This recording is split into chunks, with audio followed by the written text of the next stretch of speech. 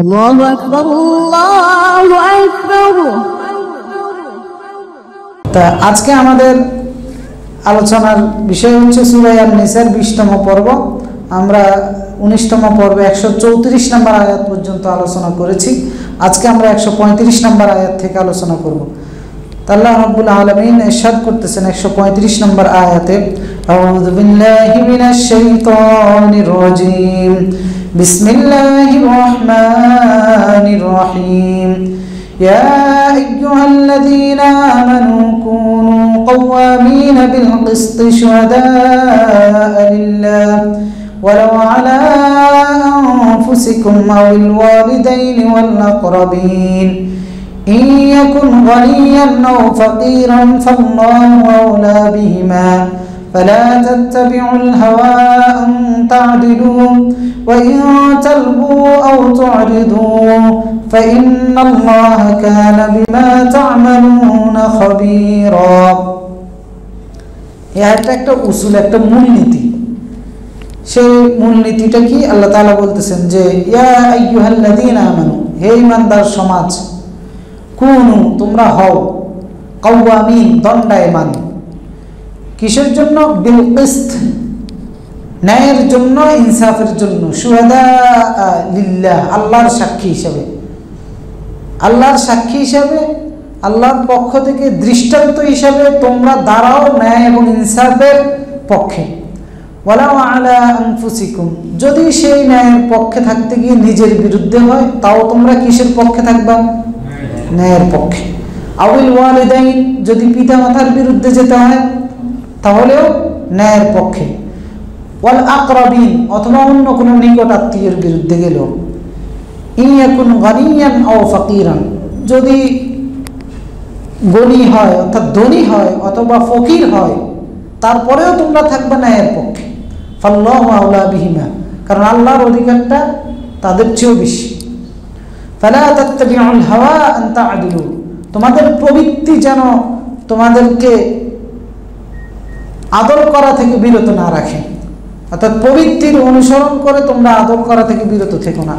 ওয়া ইন তালবু আও তু'রিদু, যদি তোমরা মুখ ফিরিয়ে নাও অথবা অগ্রাহ্য করো, ফাইন্নাল্লাহা কানা বিমা তা'মালুনা খাবীরা, অর্থাৎ এই মূলনীতি থেকে যদি তোমরা মুখ ফিরিয়ে নাও অথবা অগ্রাহ্য করো অথবা পাত্তা যদি না দাও, তবে জেনে রাখো ইন্নাল্লাহা কানা বিমা তা'মালুনা খাবীরা, যা তোমরা করো সবকিছুর খবর আল্লাহর আছে নাকি নাই?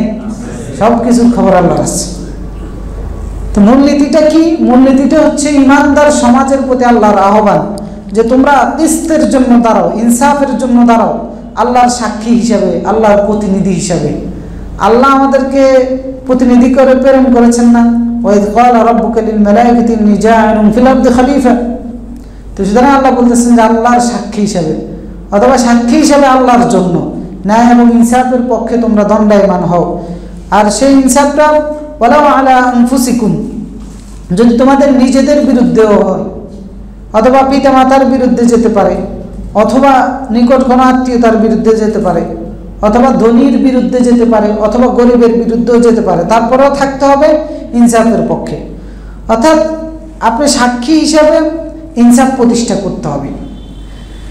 সেই ক্ষেত্রে আপনাকে সত্যের পক্ষে সাক্ষী দেওয়ার জন্য যে দুর্বলতাগুলো স্বাভাবিকভাবে মানুষের মধ্যে কাজ করে, ওই দুর্বলতাগুলোকে কাটিয়ে আল্লাহ রাব্বুল আলামিন বলতেছেন যে ন্যায় এবং ইনসাফের পক্ষে থাকতে হবে। কারণ এই দুর্বলতাগুলোর মধ্যে সবচেয়ে বড় একটা দুর্বলতা হচ্ছে নিজের বিরুদ্ধে যেতে পারে। কখনো আপনি সাক্ষী মানে কি, হয়তো কারো বিরুদ্ধে সাক্ষী দেওয়ার ক্ষেত্রে ন্যায় এবং ইনসাফের বিরুদ্ধে দিবেন, অথবা বিচারক হিসাবে কারো রায় করার সময় শুহাদা লিল্লাহ মানে আল্লাহর জন্য সাক্ষী। এটার অর্থ হচ্ছে কখনো যেটাকে আমরা সাধারণ সাক্ষ্য বলি সেই সাক্ষ্যটাও হতে পারে, তো সেটা যেন ন্যায় এবং ইনসাফের পক্ষে হয়। অথবা বিচারক হিসাবে কারো পক্ষে রায় দিচ্ছেন, তো সেটাও যেন ন্যায় এবং ইনসাফের পক্ষে হয়। অথবা কারো পক্ষ অবলম্বন করে কথা বলবেন, তো সেটাও যেন ন্যায় এবং ইনসাফের জন্য হয়। যেমন উকিল হিসাবে অথবা সুপারিশকারী হিসাবে অথবা সাংবাদিক হিসাবে কথা বলবেন, তো সেইটা কার পক্ষে বলতে হবে? ন্যায় এবং ইনসাফের পক্ষে। এখন এই ন্যায় এবং ইনসাফের পক্ষে এই কাজটা করতে গিয়ে যে দুর্বলতাটা কাজ করে, সেই দুর্বলতাকে দূর করার জন্য আল্লাহ তাআলা বলতেছেন, কখনো ওরাও আলা আনফুসিকুম, নিজের বিরুদ্ধে যেতে পারে। নিজের বিরুদ্ধে মানে নিজের কোনো হক নষ্ট হতে পারে। হক মানে হচ্ছে নিজের স্বার্থ বিসর্জন দিতে হতে পারে। অর্থনৈতিক সুবিধা হতে পারে, পদ পদবি হতে পারে, সম্পদ থেকে বঞ্চিত হতে পারে, হয়তো বা সম্মান থেকে বঞ্চিত হতে পারেন। এইভাবে ন্যায়ের পক্ষে থাকতে গেলে এইগুলো থেকে যদি আপনি নিজে বঞ্চিত হন, তারপরেও ন্যায় এবং ইনসাফের পক্ষে থাকার জন্য আল্লাহ তাআলা বলতেছেন। অথবা আবুল ওয়ালিদাইন, পিতামাতার বিরুদ্ধে হতে পারে। অনেক সময় পিতামাতা যদি অন্যায় করে, তো তখন আপনি কার পক্ষ নেবেন? ন্যায় এবং ইনসাফের পক্ষে নেবেন। ওলা আকরাবের নিকট কোনো আত্মীয় হতে পারে। কারণ পৃথিবীতে যত ধরনের বেইনসাফি হয়েছে সবগুলো কিন্তু এই কারণগুলোর কারণে হয়েছে। এগুলোর কারণে মানে যত জায়গায় বেইনসাফি হচ্ছে আপনি দেখেন, এই দুর্বলতাগুলো সেই জায়গাগুলোতে কাজ করে। তো সেখানে কখনো নিজের স্বার্থ, যার কারণে বেইনসাফি করা হয়, সেই স্বার্থ অর্থনৈতিক হতে পারে, রাজনৈতিক হতে পারে, প্রমোশন হতে পারে, পদ পদবি হতে পারে, মান সম্মান ইজ্জত বললাম, এগুলোর কারণে অনেকে দেখা যায় যে ন্যায় এবং ইনসাফ থেকে ছিটকে পড়ে যায়, অথচ সেই ইমানদার। আবার আল্লাহ তাআলা যেটা বললেন যে পিতা মাতা অথবা নিকট আত্মীয় স্বজন, অনেক সময় দেখবেন যে স্বজন প্রীতি, দল প্রীতি, এগুলোর কারণে নেতারা, দায়িত্বশীল পর্যায়ে যারা আছে, পুলিশ, এমপি, মন্ত্রী, বিচারক, এরা ন্যায় এবং ইনসাফ থেকে বিচ্যুত হয় না? বিচ্যুত হয়। আবার ইনসাফের ক্ষেত্রে কখনো ধনী সে, এটাও বাধা হতে পারে। অনেক সময় অর্থনৈতিকভাবে শক্তিশালী হওয়ার কারণে ওই ব্যক্তির অর্থনৈতিক শক্তি দেখে যিনি সমাজের রায় দিবে অথবা বিচার করবে, ফয়সালা করবে, সে ধনীর পক্ষে রায়টা দিয়ে দেয়। তা আল্লাহ তাআলা বলছেন যে না, ধনী হলো তার পক্ষে নয়। আবার অনেক সময় গরিবে হলেও গরিবের প্রতি একটা সিম্পিতি কাজ করে, সেই সিম্পিতির কারণে দেখা যায় যে গরিবের পক্ষে, অথচ অন্যায়কারী সে, রায়টা আবার অন্যায়ের পক্ষে দিয়ে দিতে পারে। তো সেজন্য আল্লাহ তাআলা এই দুর্বলতাগুলো কাটিয়ে আল্লাহ তাআলা বলতেছেন যে ন্যায় এবং ইনসাফের পক্ষে তোমরা থাকবা। আল্লাহু আলা বিমা, কারণ আল্লাহ সবচেয়ে বেশি হকদার। ধনী এবং গরিব এদের হকের চেয়ে কার হকটা বেশি? অর্থাৎ যাদের ভয়ে আপনি ন্যায় এবং ইনসাফ থেকে বিরত থাকবেন, আল্লাহ তাআলা বলতেছেন যে তাদের চেয়েও আল্লাহ বেশি হকদার। তার মানে আপনার ন্যায় এবং ইনসাফের পক্ষে থাকা মানে হচ্ছে আল্লাহর হক বাস্তবায়ন করা। এই জন্য আল্লাহ বলছেন শুহাদা লিল্লাহ, আল্লাহর জন্য সাক্ষী হও। ন্যায় ইনসাফ করা আল্লাহর প্রতিনিধি আপনি। আল্লাহ এসে কি দইটা ঠিক করে দিতেছে যে এটা জুলুম হয়েছে? আল্লাহ মূলনীতি দিছে, সেই মূলনীতির ভিত্তিতে যখন আপনি ফয়সালা করবেন ইনসাফের পক্ষে, তার মানে আপনি আল্লাহর প্রতিনিধিত্ব করতেছেন। এই জন্য বলতে আল্লাহর পর জন্য সাক্ষীটা হোক। আবার সূরা মায়েদার জায়গায় আরেকটা বলেছেন যে অনেক সময় দেখা যায় যে যাদের পক্ষে রায় দিবেন তারা খুব জৌলস, শান শওকত, ক্ষমতার অধিকারী। তাদের ক্ষমতা বা তাদের জৌলস দেখে অনেক সময় মানুষ আদল করা, ইনসাফ করা থেকে বিচ্যুত হয়। আল্লাহ তাআলা সেখানে বলেছেন ওয়ালা ইয়াজরিমান্নাকুম শানাআন কওমিন আলা আল্লা তা'দিলু, কোন কওমের, কোন জনগোষ্ঠীর শান শওকত যেন তোমাদেরকে বাধা না দেয় অপরাধ করতে, যে তোমরা আদল করতেছ না, ইনসাফ করতেছ না। ই'দিলু, তোমরা ইনসাফ করো, হুয়া আকরাবু লিত্তাকওয়া, এটাই তাকওয়ার নিকটবর্তী। এটার উদাহরণ হিসেবে আমরা বলতে পারি যেমন বনু খুজাইমা, সম্ভবত ওই গোত্রের এক নারী চুরি করেছে, সম্ভ্রান্ত গোত্র, এবং ওই নারীও সম্ভ্রান্ত বংশের মেয়ে। তো সবাই জানে চুরির বিধানের কারণে কি করা হবে? হাত কাটা হবে। তো ওই গোত্রের সব নির্দিষ্ট স্থানীয় লোকেরা রাসূলুল্লাহর কাছে এসে বলতে যে এটা কি ছাড় দেওয়া যায় না? কারণ ইহুদিরা এইভাবে বিচার করত তাদের, আমরা তো এইভাবে করি, তো সেই আমাদের চরিত্র আর তাদের চরিত্র কি বেশ কম আছে নাকি? তো এই কারণে পরে যখন রাসূলুল্লাহর কাছে এসে তারা এই কথা বলল, এখন রাসূলুল্লাহ সাল্লাল্লাহু আলাইহি ওয়াসাল্লাম ন্যায় এবং ইনসাফের মানদণ্ড রাসূলুল্লাহ বলছেন, ওই নারীরও ফাতেমা নাম ছিল।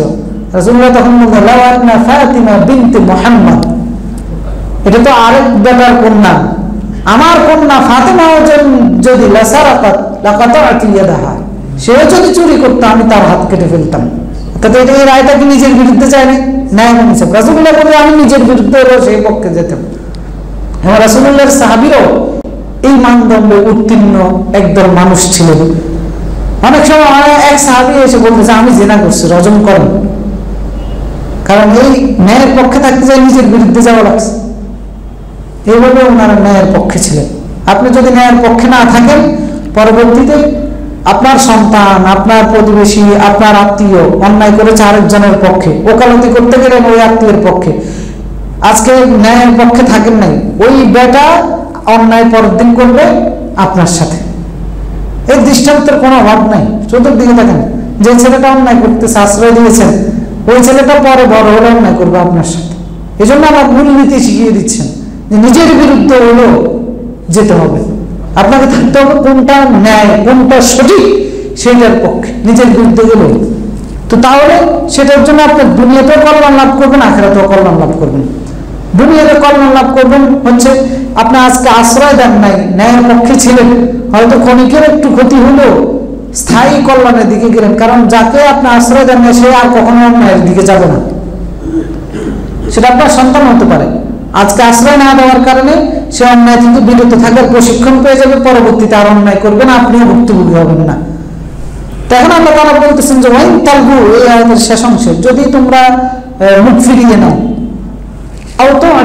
অথবা পাত্তা যদি না দাও, অগ্রাহ্য যদি করো, অর্থাৎ ন্যায় এবং ইনসাফের পক্ষে যদি সাক্ষী না দাও, তবে জেনে রাখো ফাইন্নাল্লাহা কানা বিমা তা'মালুনা খাবীরা, তোমরা যা করো আল্লাহ সবকিছু খবর রাখেন।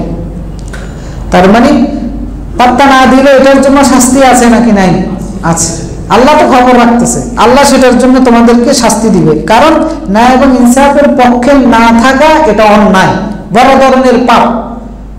সেটা আল্লাহ তাআলা এখানে না বললেও সূরা বাকারার 283 নম্বর আয়াতে বলেছেন ওয়ামান ইয়াকতুমহা ফাইন্নাহু আযিমুন কলবু, যে গোপন করে রাখে সাক্ষী, অর্থাৎ সত্যের পক্ষে সাক্ষী দিতে গিয়ে যে এটা গোপন করে রাখে, ফাইন্নাহু আযিমুন কলবুহু, সে অন্তরের দিক থেকে পাপিষ্ঠ, অন্তরেই খারাপ তার। হ্যাঁ, যদি এরকম হয় যে আপনি সাক্ষী দিতে গেলে আপনার জানমালের ক্ষতি হওয়ার আশঙ্কা আছে, তো সেই ক্ষেত্রে আপনি আপনার জান রক্ষা করার জন্য ওজর হিসেবে জায়েজ আছে, কিন্তু স্বাভাবিক অবস্থায় এটা কোনোভাবে জায়েজ নেই। তো এরপরে যে ব্যক্তি ন্যায় এবং ইনসাফের পক্ষে থাকবে, ফাইন্নাল্লাহা কানা বিমা তা'মালুনা খাবীরা, আল্লাহ খবর রাখে। তার মানে কি? আল্লাহ তার এই ন্যায়ের পক্ষে থাকার কারণে, ইনসাফের পক্ষে থাকার কারণে আল্লাহ তার খবর রাখে। তার মানে হচ্ছে আল্লাহ তাকে উপযুক্ত বিনিময় দান করবেন ইনশাআল্লাহ। সুতরাং এই আয়াতের মধ্যে সবচেয়ে বড় শিক্ষা হচ্ছে যে আমরা প্রত্যেকেই প্রত্যেকের জায়গায়, ছোট পরিসরে হতে পারে, বড় পরিসরে হতে পারে, প্রত্যেকের কিন্তু প্রতিদিন বা সামাজিক কাজকর্মের ক্ষেত্রে, লেনদেনের ক্ষেত্রে নানানভাবে সামাজিকভাবে বসবাস করার কারণে কখনো সাক্ষী দিতে হয়, কখনো সুপারিশ করতে হয়, কখনো পক্ষ অবলম্বন করতে হয়, কখনো কারো দুজনের মধ্যে ঝগড়া বিবাদ মীমাংসা করে দিতে হয়। এই সমস্ত বিষয়গুলো আমাদের প্রত্যেকের সাথে সম্পর্কিত। এই সমস্ত বিষয়গুলোর ক্ষেত্রে আমাদের থাকতে হবে কিসের পক্ষে? ন্যায়ের পক্ষে, ইনসাফের পক্ষে।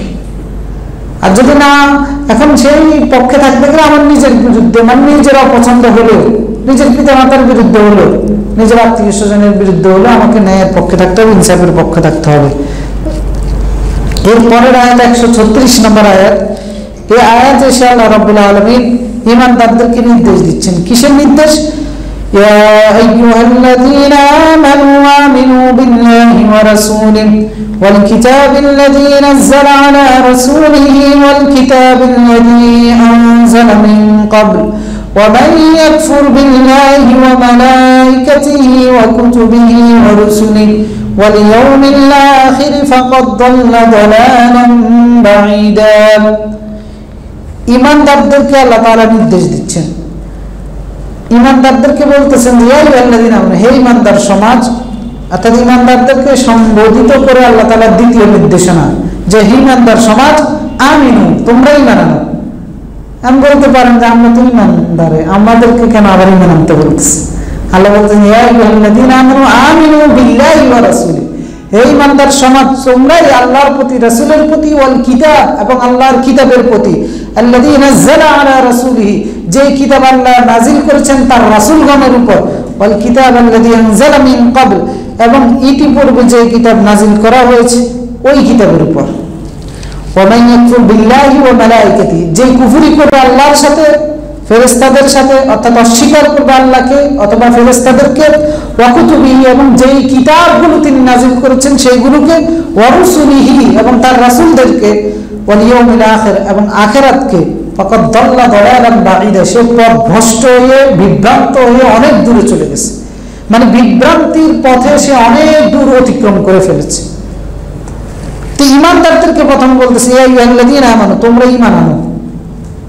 এখন এই ঈমানদার সমাজ দ্বারা যে ঈমানদারদেরকে কেন আল্লাহ তাআলা বলতেছেন যে ঈমান আনো, এই ঈমানদারদের উদ্দেশ্য হচ্ছে হাসান আল বসরি রাহিমাহুল্লাহ তিনি বলতেছেন যে মুসলিমরাই উদ্দেশ্য, আমরা মুসলিমরাই, আমাদের মুসলমানদেরকে বলতেছেন যে ঈমান আনো। ইয়া আইয়ুহাল্লাযীনা আমানু, অর্থাৎ ইয়া আইয়ুহাল্লাযীনা আমানু বিমুহাম্মাদিন ওয়াল কুরআন ওয়াসবিতু আলা ঈমানিকুম। ঈমানদারদেরকে বলার কারণ হচ্ছে যে হে ঈমানদারগণ, তোমরা ঈমান আনো আল্লাহর প্রতি, রাসূলের প্রতি, তার কিতাবের প্রতি। তবে এখানে স্পেশাল ভাবে বলার কারণ হচ্ছে ঈমানদার তোমরা ঈমানের উপরে প্রতিষ্ঠিত থাকো। মানে ঈমান এনে সেটাকে স্টপ করে দেওয়া যাবে না, মৃত্যু পর্যন্ত ঈমানের উপরে থাকতে হবে। রাসূলুল্লাহকে এক সাহাবী এসে জিজ্ঞেস করছে যে ইয়া রাসূলুল্লাহ আইয়ুল ইসলামু খায়রুন, কোন ইসলামটা উত্তম? তখন রাসূলুল্লাহ তাকে বললেন যে কুল আমানতু বিল্লাহি ওয়াস্তাকিম, যে বলো আমি আল্লাহর প্রতি ঈমান এনেছি এবং সেটার উপরে ইস্তেকামাত থাকো, ওটার উপরে প্রতিষ্ঠিত থাকো মৃত্যু পর্যন্ত। এই ইসলামটাই হচ্ছে সর্বোত্তম।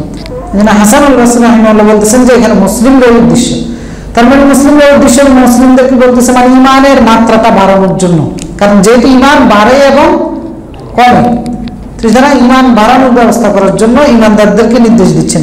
আবার কেউ কেউ বলছেন যে এখানে ঈমানদারদের উদ্দেশ্য হচ্ছে ইহুদি এবং নাসারা। তখন উত্তর হলো যে ইয়া আইয়ুহাল্লাযীনা আমানু বিমূসা ওয়াত তাওরাত ওয়া বিঈসা ওয়াল ইনজিল আমিনু বিমুহাম্মাদিন ওয়াল কুরআন। দেহাক রাহিমাহুল্লাহ বলতেছেন যে ইহুদি এবং খ্রিস্টানদেরকে বলা হচ্ছে, কারণ ইহুদি এবং খ্রিস্টানরা ঈমানদার কার প্রতি? ইহুদিরা এবং খ্রিস্টানরা, ইহুদিরা কার প্রতি ঈমানদার?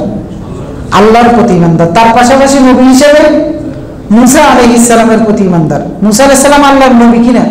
আল্লাহর নবী। এবং মুসা আলাইহিস সালামের উপর কোন কিতাব নাযিল করেছেন? তাওরাত। তারা তাওরাতের প্রতি ঈমানদার। তাই আল্লাহ তাদেরকে ঈমানদার হিসেবে সম্বোধন করে বলতেছেন যে হে ঈমানদার, অর্থাৎ ইহুদিদেরকে, যেহেতু তারা রাসূলের প্রতি ঈমানদার, রাসূল মুসা আল্লাহর পক্ষ থেকে এসেছেন, তাওরাতের প্রতি ঈমানদার, তাওরাত আল্লাহর পক্ষ থেকে এসেছে, তো সেজন্য তাদেরকে সম্বোধন করে বলতেছেন যে এই রাসূল মুহাম্মদ সাল্লাল্লাহু আলাইহি সাল্লামের প্রতিও ঈমান আনো এবং এই কিতাব কোরআনের প্রতিও তোমরা ঈমান আনো।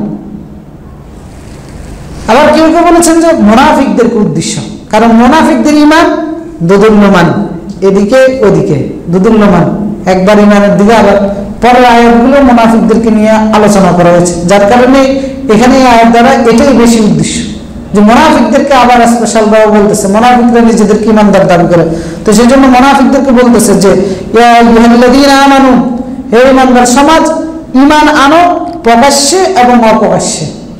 প্রকাশ্যে তোমরা ঈমান দেখাচ্ছ, কিন্তু অন্তরের দিক থেকে ঈমানটা নিয়ে আসো। এদেরকে বলতেছে যে আল্লাহর প্রতি, রাসূলের প্রতি, কিতাবের প্রতি এবং রাসূলগণের প্রতি। তা আমরা দেখবেন যে আমাদের ঈমানের মধ্যে আল্লাহ তাআলা বলতেছেন রাসূলগণের প্রতি, তার মানে রাসূল শুধু মুহাম্মদ সাল্লাল্লাহু আলাইহি ওয়াসাল্লাম নয়, যে রাসূল ইহুদিদের ছিলেন, ঈসা আলাইহিস সালাম যে রাসূল খ্রিস্টানদের জন্য প্রেরিত হয়েছেন, নাসারাদের কাছে যে রাসূল ঈসা আলাইহিস সালাম, তা আমরা যদি শুধু মুহাম্মদ সাল্লাল্লাহু আলাইহি ওয়াসাল্লামের প্রতি ঈমান আনি, ইহুদিদের নবী বা ইহুদিরা তাকে নবী হিসেবে মানে মুসা আলাইহিস সালামকে, সেজন্য আমরা মুসার প্রতি ঈমান আনবো না, তাহলে কি আমরা ঈমানদার হতে পারবো? না, ঈমানদার হতে পারবো না। তাওরাত ইহুদিরা দাবি করে তাদের কিতাব, সেজন্য যদি আমরা তাওরাতকে আল্লাহর কিতাব হিসেবে না মানি, তাহলে কি ঈমানদার হতে পারবো? হতে পারবো না। ইনজিল খ্রিস্টানদের কিতাব হিসেবে ধরা হয়, এখন আমরা যদি বলি যে ইনজিল আল্লাহর পক্ষ থেকে নাযিল হয় না, আমরা মানি না, তাহলে কি আমরা ঈমানদার হতে পারবো? পারবো না। আমাদেরকে বিশ্বাস করতে হবে যে এই কিতাবগুলো আল্লাহ নাযিল করেছেন, তবে এগুলো বিকৃত হয়ে গেছে। আল্লাহ কোরআনে আমাদেরকে বলেছেন এগুলো আল্লাহ রহিত করে দিয়েছেন, আমরা এটা বিশ্বাস করতে হবে। এটা বিশ্বাসের ক্ষেত্রে যদি কেউ ত্রুটি করে, তাহলে আমরা ঈমানদার হতে পারবো না। মুসা আলাইহিস সালামের প্রতি, ঈসা আলাইহিস সালামের প্রতি ঈমানের ক্ষেত্রে যদি কেউ ত্রুটি করে, যে ইহুদিরা তার পক্ষ নয়, তার পক্ষ অবলম্বন করে কথা বলে, আমরা তার পক্ষ নেব না, আমরা তার প্রতি বা কোনো পার্থক্য করা যাবে না। সবাই আল্লাহর পক্ষ থেকে প্রেরিত রাসূল ছিলেন, আল্লাযীনা ইফাররিকুনা বাইনাল্লাহি ওয়া রাসূলিহি, আখিরাতের প্রতি, কিতাবে, ফেরেশতাদের প্রতি। আর তো যে এইভাবে ঈমান আনতে পারবে না, আল্লাহ বললেন ফাকাদ দাল্লা দালালান বাঈদা, সে বিভ্রান্ত হয়ে অনেক দূরে চলে যাবে। এখন এরা কারা? যেহেতু তৃতীয় মতটা মুজাহিদ রাহিমাহুল্লাহ বলেছেন মুনাফিকদেরকে উদ্দেশ্য করে আল্লাহ তাআলা এই বক্তব্য দিচ্ছেন যে ঈমান আনো। তো সেই মুনাফিক যদি আমরা ধরে নিই, পরের আয়াতে আল্লাহ তাআলা মুনাফিকদেরকে নিয়ে পরের আয়াতগুলিতে আলোচনা করেছেন। 137 নম্বর আয়াতে এসে আল্লাহ তাআলা জানাচ্ছেন ইন্নাল্লাযীনা আমানু সুম্মা কাফারু সুম্মা আমানু সুম্মা কাফারু সুম্মা ইজদাদু কুফরা লাম ইয়াকুনিল্লাহু লিয়াগফিরা লাহুম ওয়া লা লিয়াহদিয়াহুম সাবিলা।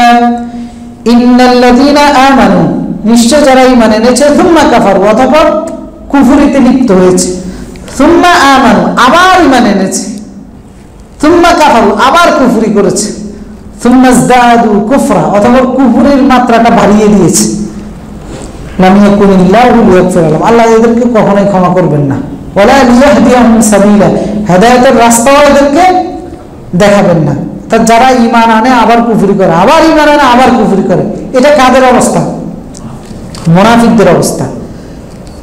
তো মুনাফিকদের পরিণতি, মুনাফিকদের অবস্থা আল্লাহ তাআলা বর্ণনা করতেছে। ঈমান এনে আবার কুফরি করে, মানে একবার ঈমানদারদেরটা ভালো লাগে, এরপর কুদ্দুর পর আবার কাফেরদেরটা ভালো লাগে, এরপর ওদের কাছে চলে যায়, এরপর আবার চিন্তা করে যে এদের সাথে থাকলে আবার স্বার্থটা উদ্ধার হবে, আবার ঈমানদারদের কাছে আসে, এরপরে যে আবার কিছুক্ষণ পর আবার কাফেরদের কাছে ছুটে যায়।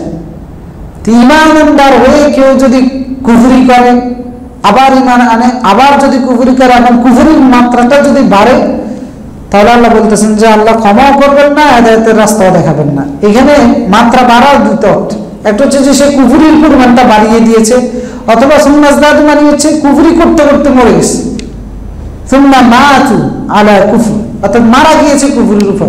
তো এইরকম কাফেরদেরকে আল্লাহ রাব্বুল আলামিন ক্ষমা করবেন না পরকালে। মানে এমন নয় যে কাউকে তার ঈমান ছিল, এরপরে কুফরির কারণে একটু শাস্তি দিলেন, আবার ঈমানের কারণে ক্ষমা করে জান্নাতে দিয়ে দিবেন না, এমন না, আল্লাহ তাকে কখনোই ক্ষমা করবেন না। ওয়ালা লিয়াহদিয়াহুম সাবিলা, এবং তাকে আল্লাহ তাআলা রাস্তাও দেখাবেন না। এরপরে আবার ইহুদিরা মুমিনদেরকে তারা পরামর্শ দিত, অর্থাৎ মুমিনদেরকে ঈমানের পথ থেকে বিচ্যুত করার জন্য ইহুদিরা একটা খেল খেলতো, একটা চালাকি করত, এবং সাধারণ মানুষকে রাসূলুল্লাহর দাওয়াত থেকে বিমুখ করার জন্য একটা কূটকৌশল তারা অবলম্বন করত। সেটা হচ্ছে আল্লাহ সূরা আলে ইমরানের 72 নম্বর আয়াত উল্লেখ করেছেন যে ওয়াকালাত তায়ফাতুম মিন আহলিল কিতাব, আহলি কিতাবদের মধ্যে থেকে একটি দল তারা বলে যে আমিনু বিল্লাযী উনজিলা আলাল্লাযীনা আমানু ওয়াজহান নাহার, দিনের একটা অংশে ঈমানদারদের উপর আল্লাহ যা নাযিল করেছে তোমরা সেগুলোকে মেনে নাও, দিনের একটা অংশে, অর্থাৎ প্রথম অংশ, ওয়াকফুরু আখিরাহু, আর শেষ অংশে এসে সেগুলোকে অস্বীকার করো। মানে সকালবেলা বলো যে ঠিক আছে তোমাদের পক্ষে আল্লাহ যা নাযিল করেছে মেনে নিলাম, আর বিকালে বলো যে না তোমাদের এগুলো মানি না, লাআল্লাহুম ইয়ারজিউন, তাহলে আশা করা যায় যে ঈমানদাররা ঈমান ছেড়ে দিয়ে কুফরিতে বা ইহুদিতে বা শিরকে ফিরত আসবে। এই কৌশলটা তারা কেন করত? সাধারণ পাবলিককে দেখানোর জন্য যে দেখো এরাও তো মুহাম্মাদের দাওয়াতকে ঠিক মনে করে সকালবেলা মানছিল, পরে ঢুকার পরে দেখলো যে এটা ঠিক নেই, যার কারণে বিকেলবেলা আবার অস্বীকার করেছে। এটা একটা কৌশল ছিল তাদেরকে, সাধারণ পাবলিককে দেখানোর জন্য যে যদি ঠিক থাকতো তাহলে সকালবেলা মেনে নিয়েছিলাম, বিকেলবেলা ওটা এরা মেনে নিত। অপপ্রচারগুলো হয় না এখন নানান, তখন এইভাবে বিরোধীরা এইভাবে নানান কৌশল অবলম্বন করতো। তো তাদের একটা কৌশল ছিল। আল্লাহ তাআলা বলতেছেন যারা ঈমান এনেছে আবার কুফরি করে, আবার ঈমান আনে আবার কুফরি করে, এই জন্য আমি কখনো ক্ষমা করব না, জান্নাতের রাস্তাও ওদেরকে দেখাবো না। তো আমাদের অবস্থা কি এই আয়াতের ভিত্তিতে? আমাদের অবস্থা যদি আমরা পর্যালোচনা করি এই আয়াতের ভিত্তিতে, আমাদের ঈমান কিন্তু এই আয়াতের মধ্যে পতিত হয়। আমরা সকালে ঈমানদার, বিকেলে কাফের, দুপুরে ঈমানদার, 1 ঘন্টা পরে আবার কাফের। কারণ আমাদের নীতি, আমাদের কর্ম, আমাদের চিন্তা চেতনা এবং আমাদের পদক্ষেপগুলো প্রতিনিয়ত এমন হচ্ছে যে আমরা কোনো কিছু করতে গিয়ে চিন্তা করি না যে এই কাজটা করার মাধ্যমে আমার ঈমান ভঙ্গ হয় কিনা, বা এই দিকে যাওয়ার মাধ্যমে এই কথা বলার মাধ্যমে, এটা ছাড়ার মাধ্যমে আমার কুফরি হয়ে যাচ্ছে কিনা আমরা এগুলো চিন্তা করি না। যেমন একজন মুমিন যখন ফজর নামাজটা আদায় করে না, সে দিনটা শুরু করে কি করে? কুফরি করে সে দিনটা শুরু করে। রাত্রেবেলা এশার নামাজ আদায় করে সে ঘুমিয়েছে, তখন সে কি ছিল? ইমানদার ছিল। সকালবেলা যখন ফজরের নামাজটা না পড়ে দিনটা শুরু করে, তখন কি? কুফরি করে দিন শুরু করছে। ইমান এনেছে আবার কুফরি করেছে। এই আয়াতের প্র্যাকটিক্যাল যদি চিন্তা করি, আমাদের আমল বেশি এই আয়াতের উপরে। মানে মুনাফিক টাইপের মুসলিম আমাদের সমাজে সবচেয়ে বেশি। এরপর রাজনৈতিক লিডারদের কথা বলবো তখন আর জড়িয়ে নেই। ঘন্টায় ঘন্টায় ইমান আনে, ঘন্টায় ঘন্টায় কুফরি করে। মুহূর্তে মুহূর্তে ইমানদার, মুহূর্তে মুহূর্তে এরই কাফের। ইমানদারদেরকে এসে, হুজুরদেরকে এসে বুঝতে, হ্যাঁ ঠিক আছে, আর ওই দেখি দাদা বাবুদের কাছে বসে বলে যে না আপনাদেরটাও ঠিক আছে, আবার কাজের কাম ঠিক মতো ওইগুলোই করে ফেলে। তো এই ঘন্টায় ঘন্টায় যে ইমানদার হয়, ঘন্টায় ঘন্টায় যে কাফের হয়, এর পরিণতি কি? আল্লাহ ক্ষমা করবে না, হেদায়েতের রাস্তাও আল্লাহ দিবে না কখনো। তো প্র্যাকটিক্যাল যদি আপনি খেয়াল করেন, আমাদের পরিণতি কিন্তু সেই দিকে আগায়। এই জন্য রাসূল সাল্লাল্লাহু আলাইহি সাল্লাম আমাদেরকে সতর্ক করে বলে দিয়েছেন, বাদিরু বিল আমাল সালিহা, প্রতিযোগিতা করে নেক আমলগুলো করো তোমরা ওই দিনের পূর্বে, যেই দিন অমাবস্যার অন্ধকারের মতো ফিতনা চতুর্দিক থেকে গ্রাস করে নেবে। তখন এমন অবস্থা হবে যে একজন মুমিন সকালবেলা ইমানদার, বিকেলবেলা কাফের, বিকেলবেলা ইমানদার, সকালবেলা কাফের। কারণ কর্মগুলো এমন যে সকালে ইমানদারের কাজ করে, বিকেলবেলা কুফরের কাজ করতেছে। তো ওই দিন আসার পূর্বে রাসূলুল্লাহ বলতে, প্রতিযোগিতা করে ন্যাক আমল করে দুনিয়ার থেকে বিদায় নেবে। কারণ ওইটা ওই সেরকম সময়, ওইরকম সমাজ, ওইরকম পরিস্থিতি, এটা একটা আযাব। এটার মধ্যে থাকলে ইমানদার হয়ে দুনিয়া থেকে যাওয়াটা কঠিন হয়ে যাবে। সেজন্য ইমানদারদের প্রতি আল্লাহর আহ্বান যে ইমানদার, তার মানে ইমান এনে আর কুফরি করা যাবে না। এবং কুফরি বাড়ানো তো দূরে থাক, কুফরের সাথে দূরত্বই বজায় রাখতে হবে একজন ইমানের। এবং সেই দূরত্ব যদি বজায় রাখতে না পারি, তাহলে তারা কিসে পরিণত হবে, তাদের পরিচয়টা কি, তাদের পরিণতিটা কি, পরের আয়াতে আল্লাহ তাআলা জানাচ্ছেন 138 নম্বর আয়াতে, যে বাশশিরিল মুনাফিকিনা বিআন্না লাহুম আযাবান আলীমা, আপনি সুসংবাদ দেন মুনাফিকদেরকে আযাবান আলীমা, যন্ত্রণাদায়ক শাস্তির। মানে জাহান্নামের শাস্তি কি আরামদায়ক না যন্ত্রণাদায়ক?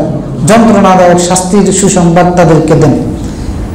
এত যন্ত্রণা, একটা যন্ত্রণার থেকে যখন বাঁচতে চাইবেন আরেকটা দিয়ে, তখন সেটা দিয়ে আরেকটা যন্ত্রণা বাড়ানো হবে।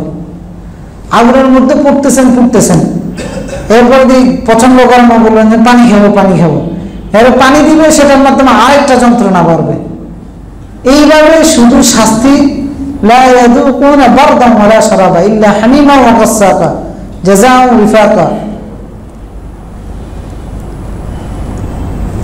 লা ইয়াযুকুনা ফিহা বারদান ওয়ালা শারাবা, আল্লাহ তাআলা বলতেছেন সেখানে তারা শীতলতার কোনো অনুভব করতে পারবে না, স্বাদ পাবে না, এমন কোনো পানিও পাবে না যেটা দিয়ে তারা শান্তি বা প্রশান্তি অর্জন করতে পারে। ইল্লা হামিমা ওয়া গাসসাকা, হামিম এবং গাসসাক দেওয়া হবে। হামিম মানে হচ্ছে পছন্দ উত্তপ্ত পানি, গাসসাক মানে হচ্ছে পুঁজ, গলে যাওয়া রক্ত পুঁজ, এইরকম এগুলো পান করার জন্য দেওয়া হবে। তো এইভাবে আল্লাহ তাআলা জাহান্নামের মধ্যে শাস্তি দিবেন কাদেরকে? মুনাফিকদেরকে। তো তার মানে আগের আয়াতে যে যাদেরকে আল্লাহ পরিচয় দিয়েছেন এরা হচ্ছে মুনাফিক, এবং এদের পরিচয় হচ্ছে এদের মুনাফিক, আর এদের পরিণতি হচ্ছে জাহান্নাম, যন্ত্রণাদায়ক শাস্তি আল্লাহ তাআলা এদেরকে নিক্ষেপ করবেন। পরের আয়াতে আল্লাহ তাআলা বলতেছেন যে ইমানের পরে কুফরি বা যন্ত্রণাদায়ক শাস্তির ওয়াদা কোন টাইপের মুনাফিকদের জন্য আল্লাহ তাআলা করতেছেন। পরের আয়াতে আল্লাহ তাআলা ওই মুনাফিকদের চরিত্র আল্লাহ তাআলা বর্ণনা করতেছেন 139 নম্বর আয়াতে এসে, যে মুমিনদের মধ্যে মুনাফিক কারা?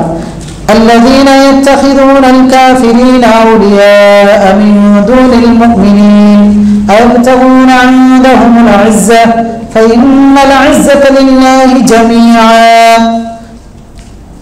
الذين يتخذون الكافرين أولياء من دون المؤمنين। এখন এই মুনাফিক কারা?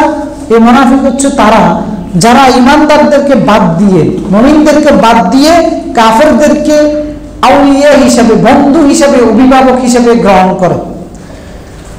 আয়াবতাগুনা ইনদাহুমুল ইজ্জাহ, এই সমস্ত মুনাফিকদেরকে আল্লাহ প্রশ্ন করে জিজ্ঞাসা করতেছেন যে তারা কি চায় ইজ্জত, মান, সম্মান, ইজ্জত তাদের কাছে, অর্থাৎ ওই কাফেরদের কাছে। ফাইন্নাল ইজ্জাতা লিল্লাহি জামিআ, তাদের জেনে রাখা উচিত সমস্ত ইজ্জতের মালিক কে? আল্লাহ। আয়াবতাগুনা ইনদাহুমুল ইজ্জা, কারণ যত মানুষ ঈমানদার মুনাফিকি চরিত্রটা ধারণ করে বা বহন করে, আপনি গিয়ে দেখেন সে ইজ্জত কামাই করার জন্য সেটা করে।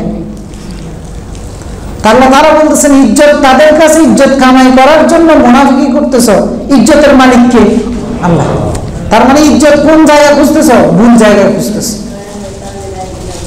আপনি আমাদের জীবন চরিত্রের যে মুনাফিকি কাজগুলো আমরা করি, আপনি দিন শেষে খোঁজ করে দেখেন, মুনাফিক মানে হচ্ছে কি? যিনি প্রকাশ্যে ইসলামের পক্ষে গোপনে ইসলাম বিরোধী কাজ করেন। প্রকাশ্যে মুসলমান হিসেবে পরিচয় দেন, গোপনে ইমান বিরোধী বা ইসলাম বিরোধী কাজগুলি করেন, উনি হচ্ছে মুনাফিক। তো এই টাইপের লোক যারাই আছে, এরা প্রত্যেকেই গিয়ে দেখেন ধন দৌলত, পদ পদবী, মান সম্মান, ইজ্জত এগুলোর জন্যই এই টাইপের চরিত্রটাকে ধারণ করে। তাহলে তারা বলতেছেন ইজ্জতের মালিক হচ্ছেন আল্লাহ।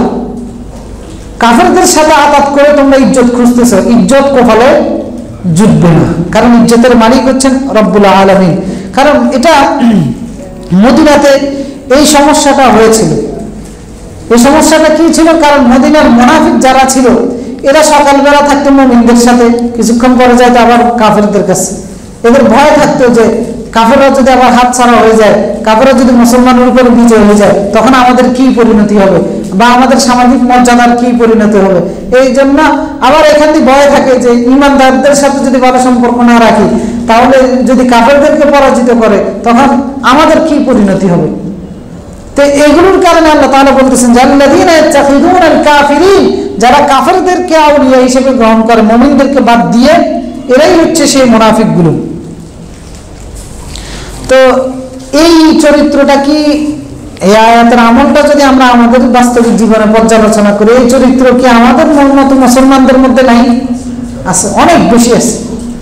আমরা যে কোনো কিছু হইলে ইউরোপ আমেরিকাতে ছুটে যাই না, তাদের নীতি আদর্শ খুঁজি, তাদের কর্ম খুঁজি, তাদের পলিসিগুলো খুঁজি। ব্যবসার ক্ষেত্রে বলেন, রাজনৈতিক ক্ষেত্রে বলেন, মানুষকে শাসন করার ক্ষেত্রে বলেন, দেশীয় আইন কানুনের ক্ষেত্রে বলেন, সমস্ত ক্ষেত্রে সকল বিধান ইসলামের মধ্যে আছে নাকি নেই। তো এখন আমরা সেইটাকে লাথি মেরে ফেলে দিয়ে আমরা ছুটি কোথায়? ইউরোপের কাছে। যে সেটা না হলে এই দেশের ইজ্জত থাকবে না, এই সমাজের ইজ্জত থাকবে না, আমাদের সরকারের ইজ্জত থাকবে না। এমনকি ছেলে মেয়েকে পড়াশোনা করার জন্য ছুটে যায় ইউরোপের কাছে। না, ইজ্জত কামাই করতে পারবে না। এই বাচ্চাটা যদি ইউরোপে যায় না পড়ে, আমার ছেলের ইজ্জত থাকে নাকি? যদি আমি বাচ্চারা 2000 টাকার মাদ্রাসায় পড়াই, 50,000 টাকা 5 লক্ষ টাকা খরচ করে যদি ইউরোপ আমেরিকায় শিক্ষা দিতে না পারি, তা আমার ইজ্জত কেমনে থাকে? ইজ্জত খুঁজে কোথায়? পাশ্চাত্যের শিক্ষার কাছে। আল্লাহ তাআলা বলতে ইজ্জতের মালিক আমি। ইন্না ইজ্জাতা লিল্লাহি জামিআ ওয়া তুইজ্জু মান তাশা ওয়া তুযিল্লু মান তাশা। যাকে ইচ্ছা আমি তাকে সম্মানিত করি, যাকে ইচ্ছা আমি লাঞ্ছিত করতে পারি। তাহলে ইজ্জত খুঁজতে হবে কোথায়? ওয়ালিল্লাহিল ইজ্জাতু ওয়া লিরাসূলিহি। আল্লাহ বলতেছেন যে ইজ্জত আল্লাহর কাছে এবং তার রাসূলের কাছে, অর্থাৎ আল্লাহর পক্ষ থেকে আসা বিধানের কাছে এবং রাসূলের পক্ষ থেকে আসা সুন্নাহ নিয়ম কানুনগুলোর মধ্যে হচ্ছে ইজ্জত। তো মুসলমানের বাচ্চা ইজ্জত খুঁজবে আল্লাহ এবং তার রাসূলের কাছে, আর মুসলমানের বাচ্চা ইজ্জত করে কাফেরের কাছে। যার কারণে তার সাথে সখ্যতা, তাদের সাথে বন্ধুত্ব, তাদেরকে অভিভাবক হিসেবে গ্রহণ করে। দেখবেন আপনার সিম্পোজিয়াম সেমিনারগুলোর মধ্যে দেখবেন বিভিন্ন বক্তারা, বিভিন্ন বুদ্ধিজীবী হল, মাথা মোটা বুদ্ধিজীবী হল, কিছু হইলে বলবে যে এটার সমাধান ইউরোপে এইভাবে দেওয়া আছে, অমুক দেশে এইভাবে দেওয়া আছে। কিন্তু কেউ বলে না, এত নিজকে মুসলমান দাবি করে, কিন্তু একবারও বলে না যে ইসলামে কোনটা দেওয়া আছে। আপনি আল্লাহর পক্ষ থেকে যে হুদুদগুলো, সীমানাগুলো আল্লাহ দিয়েছেন বিচার ফায়সালার ক্ষেত্রে, যেমন জিনার ক্ষেত্রে প্রকাশ্য রজম করার জন্য একটা রজম করলে, একটা দৃষ্টান্ত তৈরি হলে সমস্ত জেনা বন্ধ হয়ে যাবে, একটা দৃষ্টান্ত তৈরি হলে।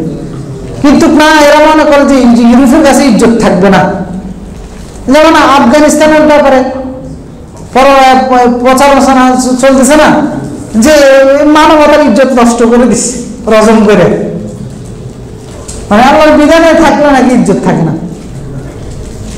তো এই টাইপের বিশ্বাস চিন্তা চেতনা যে সমস্ত মানুষের, এরা ইমানদার নাকি মুনাফিক? মুনাফিক। আল্লাহর কোরআনে স্পষ্টভাবে পরিচয় দিচ্ছেন, জাল্লাযীনা ইয়াত্তাখিযুনাল কাফিরিনা আউলিয়া, কাফিরদেরকে যারা বন্ধু বানাতে পারে, এরা মুমিনদেরকে বাদ দিয়ে, এইগুলো মুনাফিক। ইয়াবতাগুনা ইনদাহুমুল ইজ্জা, তোমরা তাদের কাছে ইজ্জত চাচ্ছ, মুমিনদেরকে অভিভাবক না বানিয়ে, মুমিনদেরকে বন্ধু না বানিয়ে। এরপরে আবার মুসলমান সমাজের কোন পদ পদবীতে বিজাতিদেরকে স্থলাভিষিক্ত করা, এটাও ইমানদারদেরকে বাদ দিয়ে কাফেরদেরকে বন্ধু হিসেবে গ্রহণ করা। বিভিন্ন পলিসির ক্ষেত্রে একই পয়েন্টে দেখা যাচ্ছে যে এই নীতিটা পরিচালনা করার ক্ষমতা যোগ্যতা মুসলমানের আছে, আপনি মুসলিম হয়ে মুসলমানকে না দিয়ে কাফেরদেরকে দিচ্ছেন। তো সেইগুলো মুসলমানদের জন্য মুনাফিকি চরিত্র। কারণ আল্লাহ তাআলা সূরা আলে ইমরানেও বলেছেন যে লা ইয়াত্তাখিযুল মুমিনুনা আল কাফিরিনা আউলিয়া, মুমিনদেরকে আল্লাহ তাআলা বলতেছেন যে মুমিনরা কাফেরদেরকে অভিভাবক হিসেবে গ্রহণ করবে না, মিন দুনিল মুমিনিন, মুমিনদেরকে বাদ দিয়ে। ওয়া মান ইয়াফআল যালিকা ফালাইসা মিনাল্লাহি ফি শাইইন ইল্লা আন তাত্তাকু মিনহুম তুকা, যে ব্যক্তি এটা করবে আল্লাহর পক্ষ থেকে তাকে দেখভাল করা, রক্ষা করার কোনো দায় দায়িত্ব থাকবে না। অর্থাৎ আল্লাহর আযাব দিয়ে আল্লাহ কখনো ধ্বংস করে দিতে পারেন, এটা আল্লাহ দায়বদ্ধ নয় তাকে হেফাজত করার জন্য। এরপরে সূরা আলে ইমরানের আরেক আয়াত 118 নম্বর আয়াতে বলেছেন ইয়া আইয়ুহাল্লাযীনা আমানু লা তাত্তাখিযু বিতানাতাম মিন দুনিকুম আউলিয়া, যে হে ঈমানদাররা তোমরা তোমাদেরকে বাদ দিয়ে, অর্থাৎ ঈমানদারকে বাদ দিয়ে কাউকে অন্তরঙ্গ বন্ধু হিসেবে গ্রহণ করবে না। এরপরে এই সূরার নিসার 144 নম্বর আয়াতে আল্লাহ তাআলা বলেছেন ইয়া আইয়ুহাল্লাযীনা আমানু লা তাত্তাখিযুল কাফিরিনা মিন দুন আউলিয়া মিন দুনিল মুমিনিন, মুমিনদেরকে বাদ দিয়ে কাউকে অভিভাবক বানাবে না তোমরা। এরপরে সূরা মায়েদার 51 নম্বর আয়াতে আল্লাহ তাআলা বলেছেন ইয়া আইয়ুহাল্লাযীনা আমানু, হে ঈমানদাররা, লা তাত্তাখিযুল ইয়াহুদ ওয়ান নাসারা আউলিয়া, ইহুদি এবং খ্রিস্টান এদের কাউকে তোমরা অভিভাবক বানাবে না। যদি বানাও বা'দুহুম আউলিয়া, তারা একে অন্যের বন্ধু। ওয়া মান ইয়াতাওয়াল্লাহুম মিনকুম ফাইন্নাহু মিনহুম, তোমাদের মধ্য থেকে যে ব্যক্তি এই পলিসি থেকে বিচ্যুত হয়ে মুখ ফিরিয়ে নেবে, অর্থাৎ তাদেরকে বন্ধু হিসেবে গ্রহণ করবে, ফাইন্নাহু মিনহুম, সে তাদের দলভুক্ত হিসেবে গণ্য হবে। অর্থাৎ আমরা যদি আমাদের নীতি আদর্শ কর্মের ক্ষেত্রে আমরা আমাদের ইমানদার সমাজকে বাদ দিয়ে যদি কাফেরদের নীতি আদর্শ বা তাদের পলিসি, তাদের পরামর্শগুলো গ্রহণ করি, তাহলে আমরা ওই ইহুদি খ্রিস্টানদের দলভুক্ত হিসেবেই গণ্য হব। আজকে বর্তমান বিশ্বের অসংখ্য মুসলমান এই দলের অন্তর্ভুক্ত হচ্ছে। ওমর ফারুক রাদিয়াল্লাহু তাআলা আনহুর আমলে তিনি এই আয়াতগুলোর আলোকে ফুকাহায়ে কেরামগণ মত দিয়েছেন যে কোন ইসলামী দেশ তাদের রাষ্ট্র পরিচালনা করতে গিয়ে কোন পলিসির ক্ষেত্রে অমুসলিমদের পরামর্শ বা অমুসলিমদেরকে কোন নেতৃত্বের আসনে বা পরিচালনা করার আসনে নিযুক্ত করতে পারবে না। ওমর ফারুক রাদিয়াল্লাহু তাআলা আনহু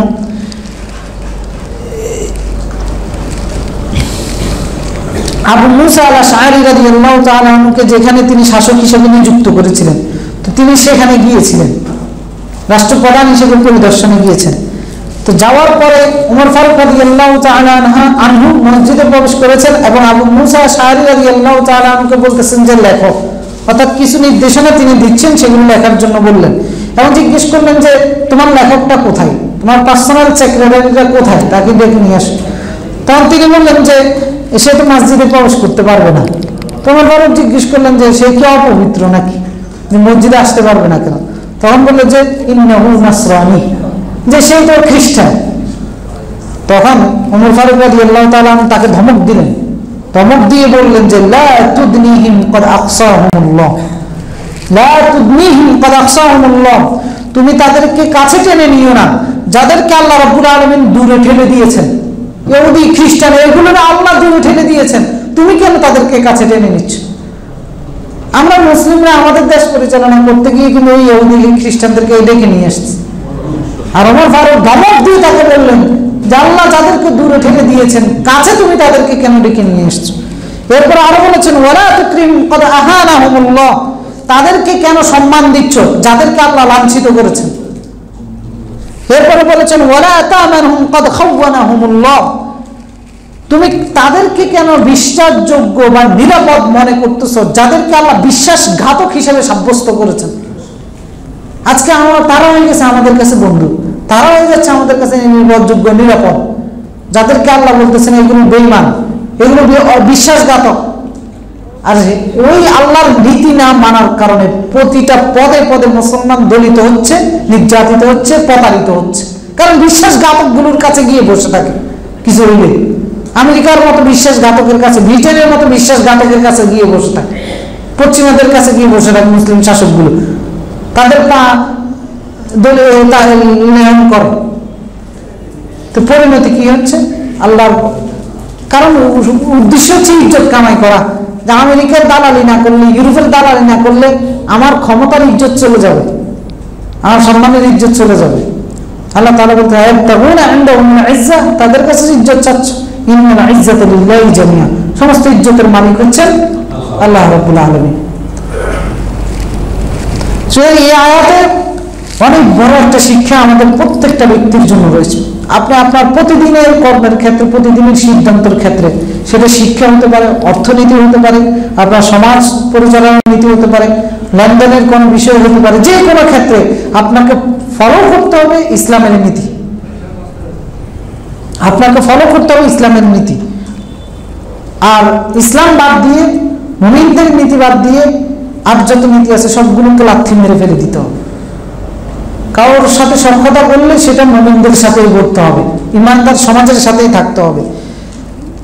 আবি উমামা আল বাহিলি রাদিয়াল্লাহু তাআলা কে বর্ণিত রাসূলুল্লাহ যেটা বলেছেন যে মান আহাব্বা লিল্লাহ, যে আল্লাহর জন্য কাউকে ভালোবাসলো, ওয়া বাগাদা লিল্লাহ, আপনি কাফেরদের সাথে শত্রুতা রাখবেন কার জন্য? আল্লাহর জন্য। মুমিনের সাথে ভালোবাসা রাখবেন কার জন্য? আল্লাহর জন্য।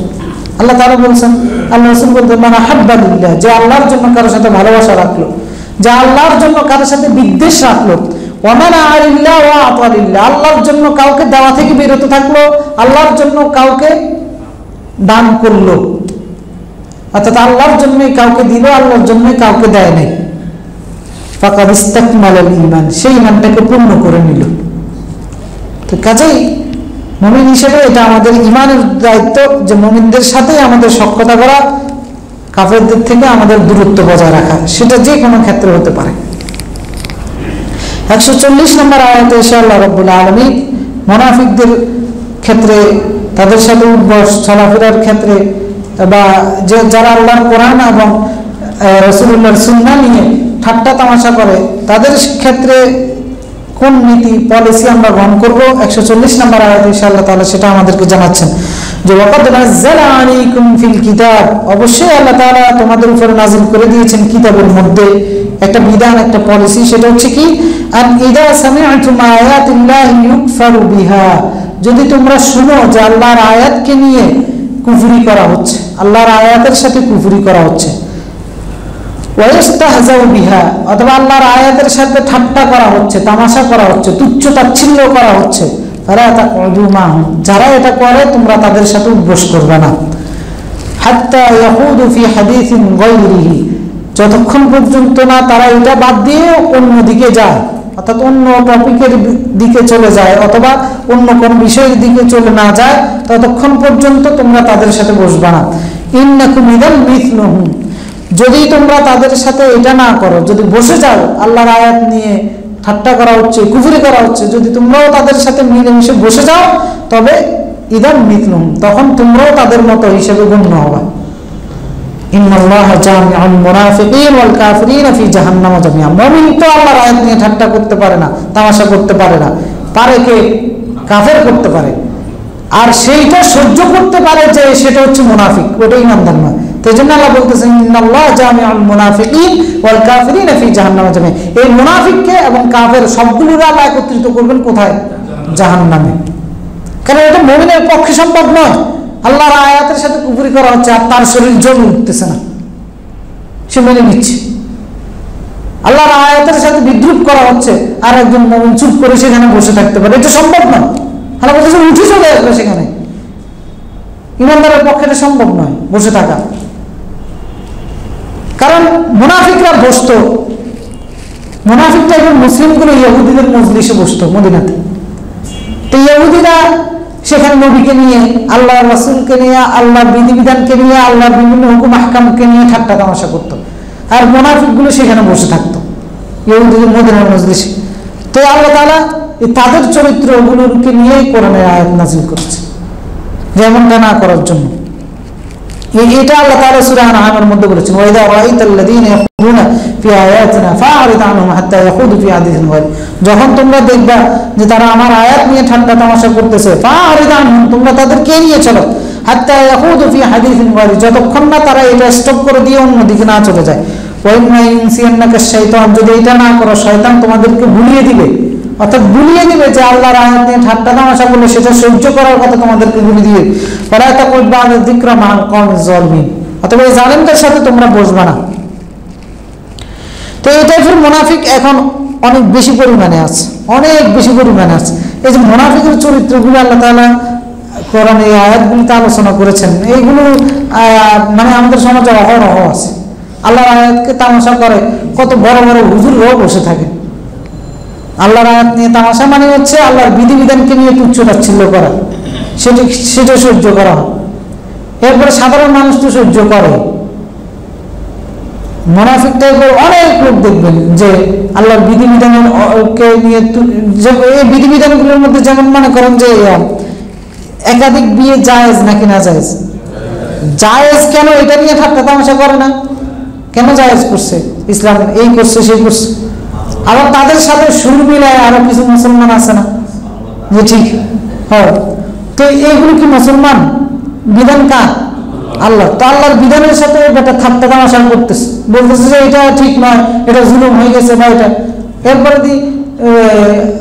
সম্পত্তিতে নারীরে আল্লাহ 1 ভাগ দিয়েছে, পুরুষকে 2 ভাগ দিয়েছে, ছেলে সন্তানকে 2 ভাগ, কন্যা সন্তানকে 1 ভাগ।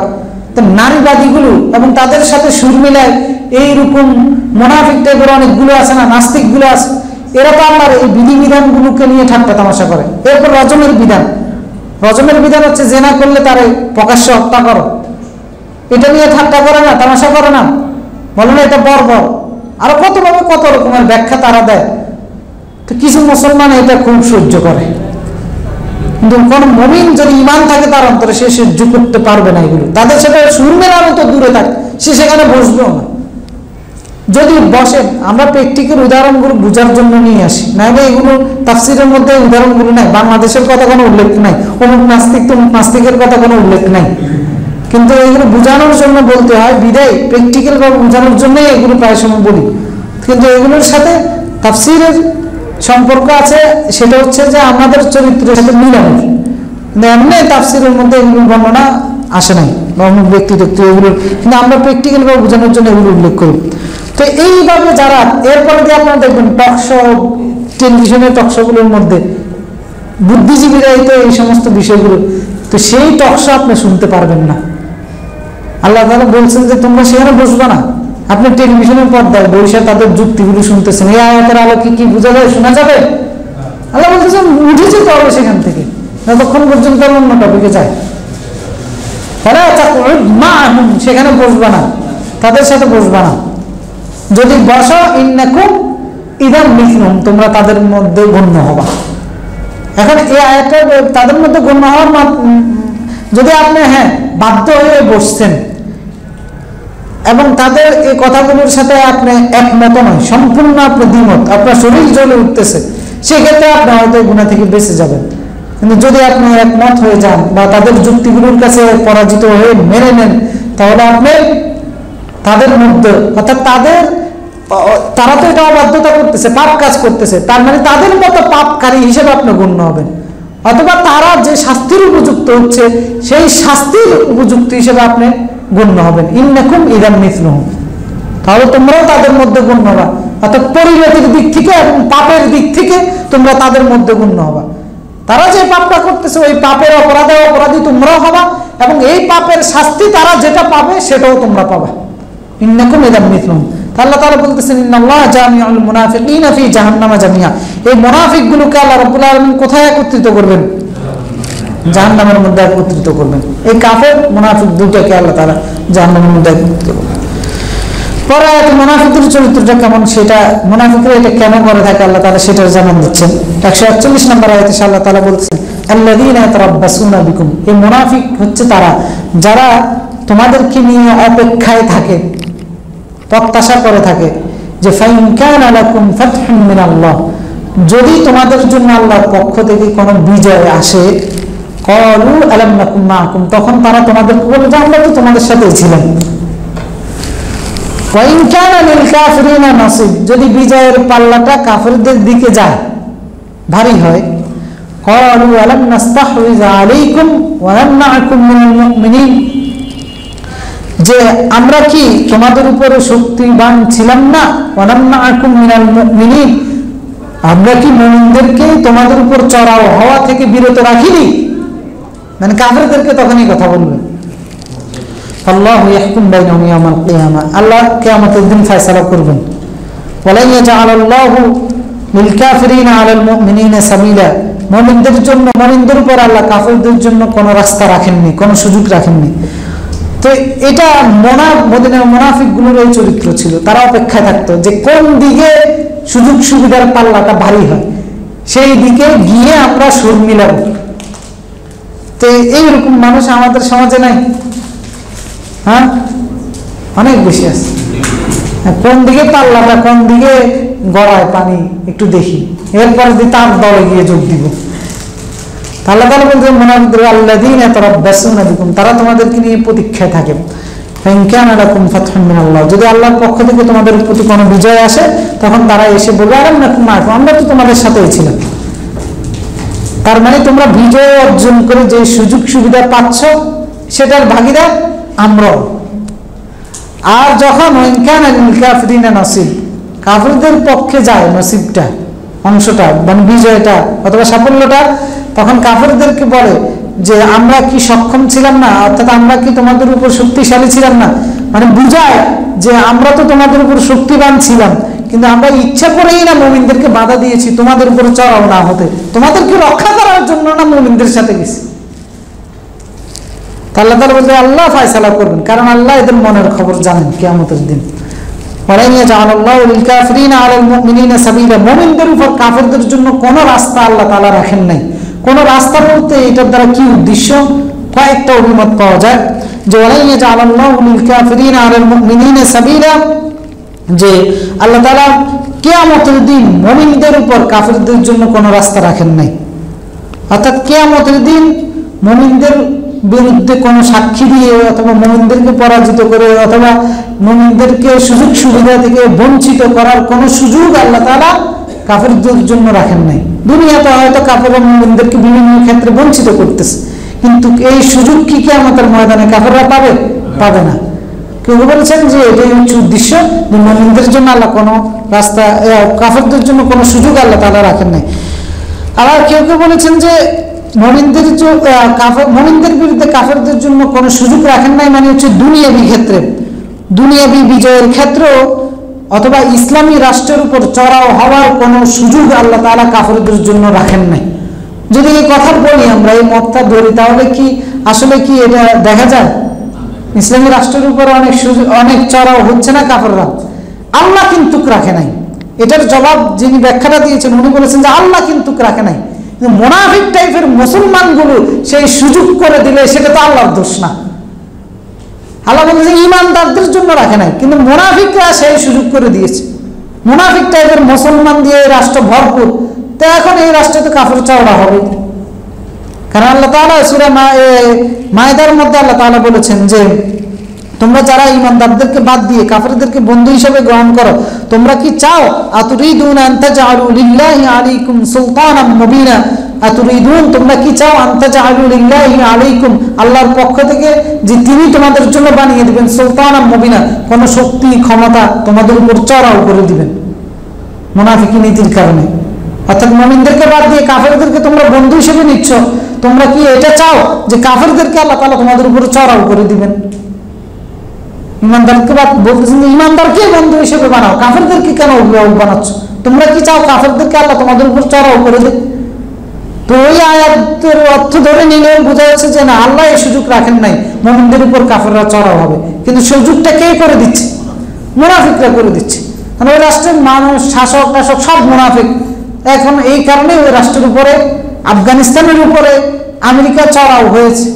কি ইমানদারের কারণে নাকি মুনাফিকের কারণে?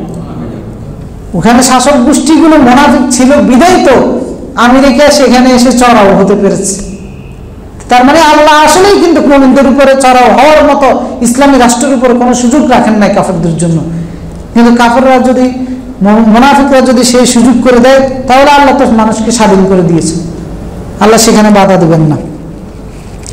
এরপর আবার কেউ কেউ বলেছেন, কারণ এই দলিল অনেকগুলো পাওয়া যায় যে আল্লাহ কাফেরদের জন্য সেই সুযোগ রাখে নাই, কারণ আল্লাহ ইমানদারদেরকে সাহায্য করে।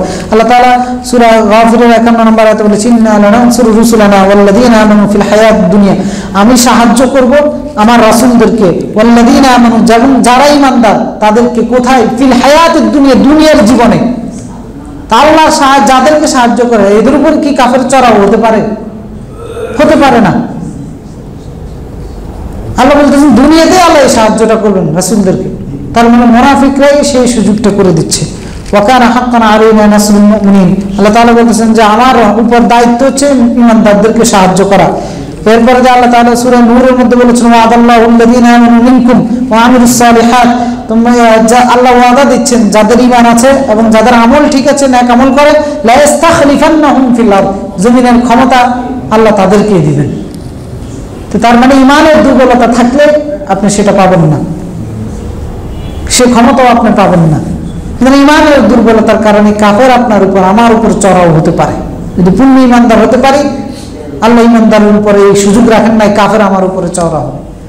তার মানে দুইটা মত আমরা পেলাম, একটা হচ্ছে মুমিনরা কিয়ামতের দিন কাফেররা মুমিনদের বিরুদ্ধে কিছুই করতে পারবে না, আর দুনিয়াতেও তারা কিছু করতে পারবে না। হ্যাঁ, এই কোরআনটা বললে যদি কেউ মনে করে যে দুনিয়াতে তো করতেছে, তার মানে সেটা করার সুযোগ পাচ্ছে মুনাফিকের কারণে, আমাদের ঈমানের দুর্বলতার কারণে। এরপরে আরেকটা মত পাওয়া যায় যে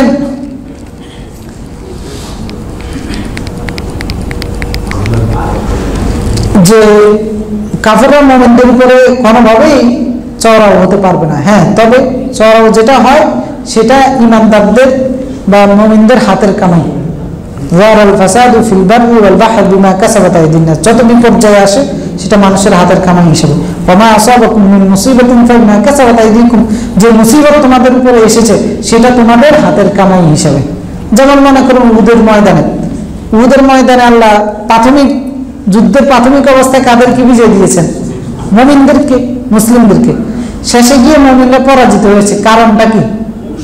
হাতের কামাই, আনুগত্যের খেলাপ তারা করেছে, গনিমতের জন্য তারা ছুটে পড়েছে। তো তার মানে এটা হাতের কামাই হিসেবে। কিন্তু আল্লাহ আসল হচ্ছে ঈমানদারের উপর চড়াও হওয়ার কোনো সুযোগ কাফেরদের জন্য আল্লাহ তাআলা রাখেন নাই। তো তার মানে ঈমানদারের উপর কোনো বিপদ মুসিবত আসলে সেটা হাতের কামাই হিসেবে আসতে পারে। এই বিষয়গুলো আপনি জানলে আপনার ঈমান মজবুত হবে। ঘটে যাওয়া ঘটনাগুলোর যে না জানা, মনের মধ্যে উদিত হওয়া যে প্রশ্নগুলো, রহস্যগুলো, সেগুলো আপনি দূর করতে পারবেন।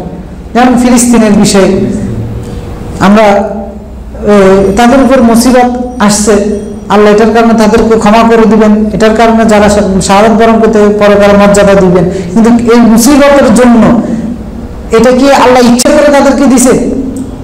হ্যাঁ, না। আপনি এই যে কারণগুলো মুসিবত আসার জন্য আমরা বললাম, এই সমস্ত কারণগুলো ছিল। আপনি কয়েকদিন পরে দেখেন এই দেশে ফিলিস্তিনের উপর যেভাবে চড়াও হয়েছে, ভারতের চাইতে আরো কয়েক গুণ বেশি চড়াও হবে। ফিলিস্তিনে তো আকাশ থেকে খাবার পাইতেছেন, আপনি এখানে দেশে আকাশ থেকে খাবারও পাবেন না। কারণ এই দেশ ওই দেশের মুনাফিকের চাইতে কম, এই দেশে মুনাফিক নেই, আর বেশি। ওই দেশের মানুষ যে বিপদ মুসিবত তাদের উপরে এসেছে, আল্লাহ ইচ্ছা করে দেন নাই, হাতের কামাই হিসেবে এসেছে। এখন এই বিপদ মুসিবতে পড়ে যারা শহীদ হচ্ছে, ইনশাআল্লাহ আল্লাহ তাআলা এদেরকে মাফ করে দিবেন। উহুদের ময়দানে আনুগত্যের খেলাপ করার কারণে মুসিবত আসছে, মুসিবত আসার কারণে যে মুজাহিদরা শহীদ হয়েছে, আল্লাহ কি এদেরকে জান্নাত দেন নাই? দিয়েছে। এদেরকে, কারণ ঈমানদারের এমন একটা অবস্থা, ঈমানদারের কোনো কিছুতে অকল্যাণ না, সব কিছুতে লাভ। ভালো থাকলেও লাভ, মন্দ থাকলেও লাভ আছে। মন্দ থাকলে তো সেই সেটার বিনিময় পেয়ে যাবে পরকালে কষ্টের জন্য। ঈমানের মূল্যটা এত বেশি, সেটা হাতের কামাই হিসেবে।